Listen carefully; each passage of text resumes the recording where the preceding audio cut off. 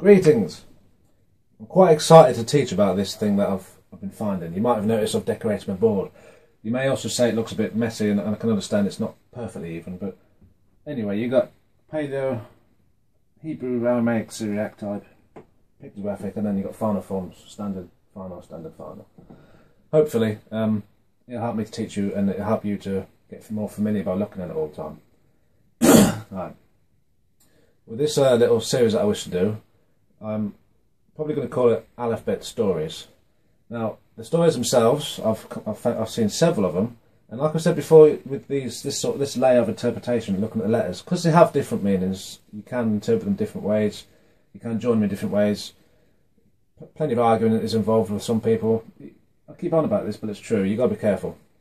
And it's true, you might say I'm just making it up. I don't think I am. If I wasn't confident of it, I wouldn't be making this video. Right? There's several of these I've seen, but this first one I'm pretty sure of.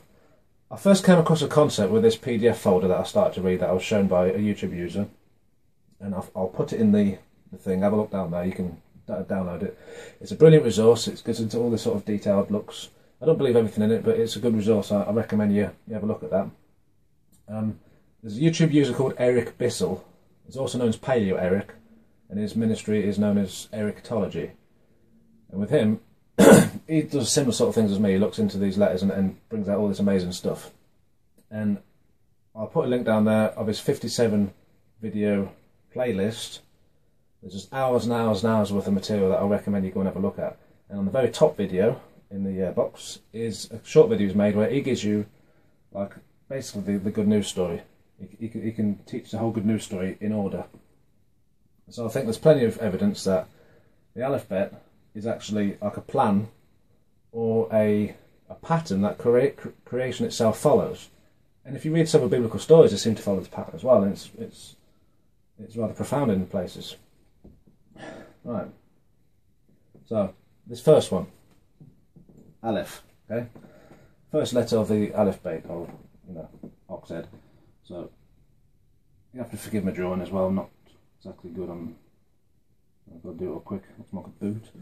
You got an ox head, and again, this is all my interpretation. I'm not saying "Thus saith me" or "Thus saith Elohim." This is just what I'm seeing. Take it for what you will. Right.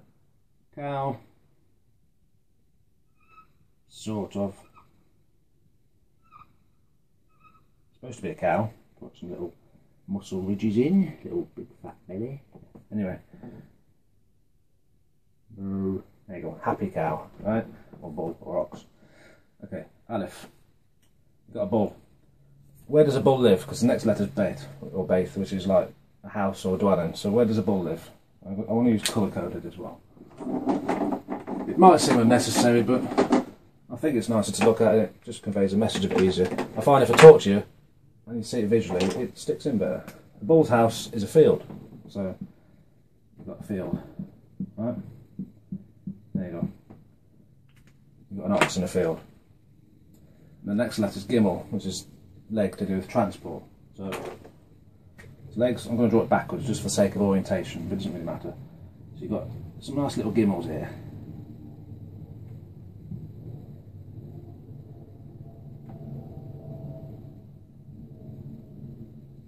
Make it bigger, so right. Looks more like his Wellington boots, really. But you got your little Gimel. Right, he's walking, okay? So he's treading a path, because Dalit is also a pathway. So where's he treading the path? Oh, let's do black.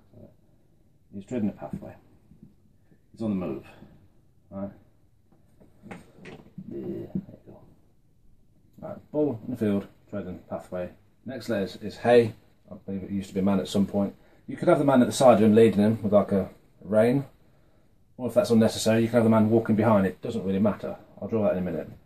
Next letter, Vav or Wow, like a tent peg, being something like a nail, something spiky being driven downwards. The next letter, Zion.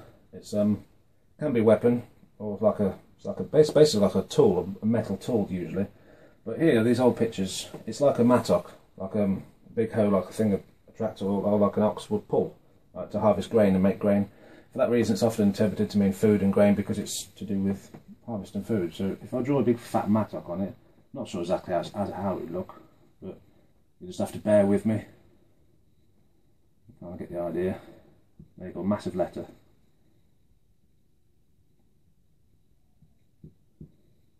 Okay, like I said, you got a bloke. So I'll draw him behind. I don't know if this tool itself would drop seed in exactly the same time as it ploughs, because I know you do that in modern day. Did they have it then? Don't know. But if not, you'd have a bloke walk behind and do it later. So I'll just put the hayman there. Hey, behold, I'm here. Right. So you've got a bloke, and something's being driven down with a mattock, and that's to do with putting seed down. So you're driving down seed. So put a little valve here, a little wow. That's the spiky end of the mattock. Okay, and you've got seed being driven down. Now you've got a chet, which is like a wall or fence usually, in a commune divide. So if we now make a cross section of this furrow that's just been made, right, I'll draw it underneath. Right, you've probably got a bit of mud that's been kicked up. Right, all the seeds that have been put in there have been driven down by the valve and the mattock, etc. And you've got your chet here, your wall, your boundary, your fence, your enclosure. Right, got a little furrow. Okay. Next letter is tet, which is like I said, a basket or full basket, or like I said, possibly a jar. It's basically a container, something that surrounds, covers, and it means mud and earth as well. So I mean, same picture, isn't it? You've got some of that's containing like a basket, surrounding and covering it, and it's made out of mud and earth. So you've got your tet there as well. Then you've got yod, or yad, which is like this shape in paleo at least, or here. And it's a working hand, and this is all to do with work and agriculture, and you're working. Right? And then you've got calf. Well, if you look at calf, it's like the open hand. They say it means to tame. I'm not so sure. It's got several meanings to it. But it's kind of like covering as well.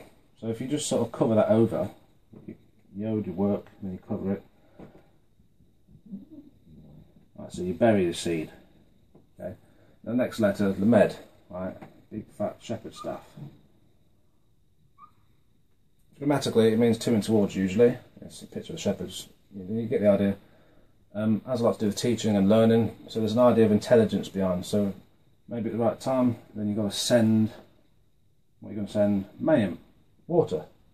So okay, so you're going to send water. Do it nice and blue. It's nicer than there. Water, yeah. Either from rain or watering can, doesn't matter. Just you water what? So you send the water to the seed, and funny enough, the next letter is a picture of seed, or like a little net or something that sprouts or grows or branch, or fish. The idea is something growing in a direction or jumping forth. So then you're sending water to the seed. Okay. So after some time has passed, you've sent water to this little seed, or to these seeds, right? And then the seed is going to continue and grow. There's all the other meanings of the same letter into up here. Same sort of picture. So you're going to make a big paleo one. Big fat noon. Big nectar. Okay.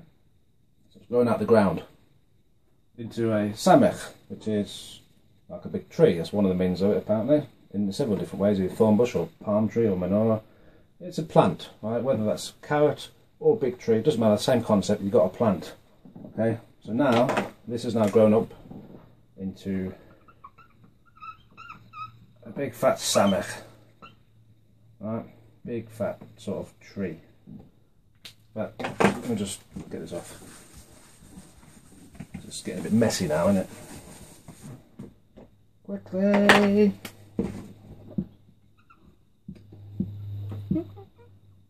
Right. Into wee.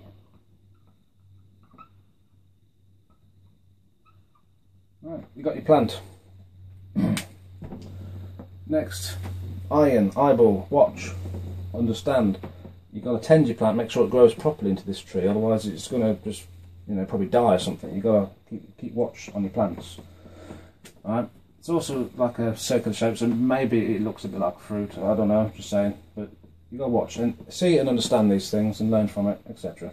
Next letter, pay, mouth. You could say I want to stick the fruit in my mouth, but it's probably not ready yet. So maybe it just means praise Elohim. Maybe thank you for the fruit, thank you for the growth, you know, thank you for your abundance. These sort of concepts. Next letter, taddy. It's got several meanings. One is hunt. In the old style, it looks like that, and it sort of changed like that. Let's say it's a man on the side hunting. If you look at video 10, I'll go into it in detail, the word saddy, the letter saddy. So you can say it's hunt, you can say it's a fish hook, just the idea of drawing something in. That's some of the meanings of it. So you wanna get your fruit, basically. So when do you hunt it? Well, kuf, it's like, some of the meanings is to say it's the back of the head. So they say it's something that follows you, or because it's back, it's behind. It's kind of that way or this way. But it's also, like they say this sun on the horizon. Apparently that particular form hasn't been found, but we did find one like that. And these letters often turn sideways, so it's kind of exactly the same, but you put a line through it. And they say this is the sun on the horizon anyway. It's the idea of the sun rising up. Right? And because the back of the head is a cranium and it's round, and because the sun's round and it follows an orbit, a lot of sources say that the kuf is also to do with time. So you could say, okay, I want to pick the fruit, but I've got to do it at the right time in the season. So when is that time of season? Well, the next letter is resh. That's the exalted man, the king, the leader, what's high, what lifts up. If you put all those concepts together, you know, the king's the best one, isn't it? When's the fruit? When's the fruit all that? When it's ripe. So I would say, pick it when it's ripe. Okay, pick it at the right time when it's ripe. And then when it is ripe to pick, that's when you sheen it. Right, you get your teeth, you bite into it, you cut it off, you harvest it, you destroy it, you eat it, you nourish yourself, you feed yourself, and then that's it. Tav, job done, end of the story. Right? I think that's brilliant, and I'm sure it's there. I mean, you could say making it up, but it fits too well. Started off with a concept. You might say, oh, it's eisegesis, not exegesis. It's like, yeah, to a degree, but when you look at these pictographs, you have to look at them this way anyway. This is what I've been doing. You start off with the concept, does it fit? And it seems to fit too well sometimes for it to be a joke. So that's the first bit, and again, I find this stuff really amazing. I really do. The word of Elohim, you know, this is a particular way of looking at it. It just blows my mind. Right, so you got that story. Sort of teaches you how to do agriculture, and it's probably has a lot to do with good news preaching, maybe, because it's to do with the seed. And they say the seed's a word of Elohim. So if you just go back a minute, all the way to Chet. So same story until you get to Chet. But there's another way I've looked at it. When you get to here again, you could say, okay, well that's a wall, and it's to do with the boundary, it's to do with division, so it's to do with dividing. Okay? And basket, excuse me, you know, it's a basket. So you could say divide a portion. That sort of works, divide a portion. Alright, fine. So you've got little seeds again in the ground, divide a portion. You've got yod, it's like that, so, you know, do something with it. Grab it. So divide a portion, you've got your little tet basket here. You put your portion of seeds in there. But the letter yod has a numerical value of 10. So is this a picture of a scriptural tithe? I'm not saying it is, but it looks like it to me. Divide a portion, put it in a basket. 10, it looks like it to me. Right. Calf, again, say it's a cover, so you probably put it at the top so it don't go mouldy or something. But I'm not saying calf means give, but it does mean like as according grammatically. So it's like a hand going like this. So is this like kind of saying, da-da, like this, I'm opening, you know, have it. Could be. Lamed, again, send it towards somewhere. Where? Mem. What's Mem this time? Well, Book of Revelation says that the seas are the nations. So a large body of water is people. Right, plus the older version, here, like this, that looks like mountains to me. And scripturally, mountains is also the nations, large group of people, plus you get water from mountains. I'm not saying Mem means mountains, but I'm saying it could be. So anyway, send loads of food or money or teachings, because seed is a word, right, to Mem, people. That will then noon, grow up, you know, you planted the seed now, it's going to grow up, produce tree with fruit. Let's see it, we're like, oh, this is like awesome, these people are really nice, or, you know, this is what the teaching is great, depending which it is, you know, depending what you're going to interpret that as. hopefully they praise Elohim over it, or, you know, they might want to start speaking of it themselves. Then you've got Tzadi, again, the idea of a hook can sort of mean desire, and it's also like a pathway, so maybe they want to now desire the pathway of Elohim, maybe.